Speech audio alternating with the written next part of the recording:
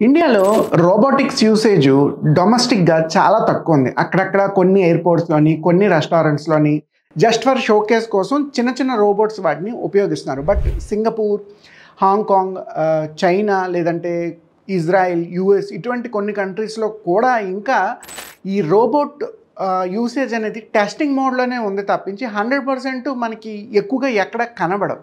అయితే ఈ పాయింట్ ఎందుకు మెన్షన్ చేస్తున్నామంటే ఈ 2025లో మనిషి చేసే ఏవైనా కష్టమైన పనుల్ని రోబోట్‌తో కనుక రీప్లేస్ చేయగలిగితే అటువంటి బాట్ టెక్నాలజీస్ లేదంటే ఆర్టిఫిషియల్ ఇంటెలిజెన్స్ టెక్నాలజీస్ మార్కెట్‌లో సస్టైనబుల్ అవుతాయి. దీనికి మెయిన్ రీజన్ ఏంటంటే హ్యూమన్ తాలూకా ఎనర్జీని, ఎఫర్ట్‌ని తగ్గించి ఆ వర్క్‌ని ఏదైనా మిషన్ మేడ్ ప్రాసెస్‌లోకి మనం మార్చుకోగలిగితే అటువంటి వాటికి డిమాండ్ ఉంది అని చెప్పడానికి ఇదొక మంచి ఆపర్చునిటీ. అయితే 2025లో ఎవరైనా రోబోటిక్స్ బిజినెస్ లేదా రోబోటిక్స్ రిలేటెడ్ స్టార్టప్ ఐడియా మొదలు పెట్టాలనుకుంటే క్లిక్ అవ్వడానికి ఎక్కువ అవకాశాలు ఉన్నాయి.